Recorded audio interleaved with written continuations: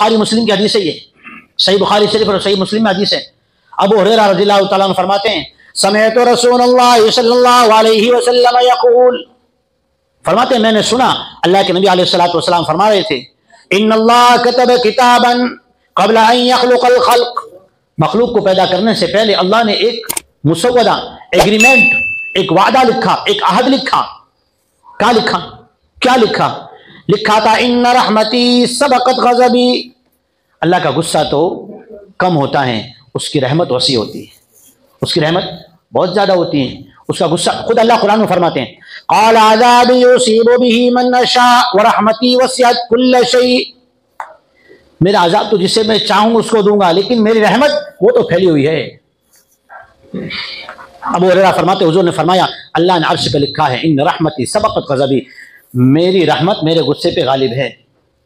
فهو مکتوب فوق العرش، عرش کے اوپر لکھا ہوا ہے۔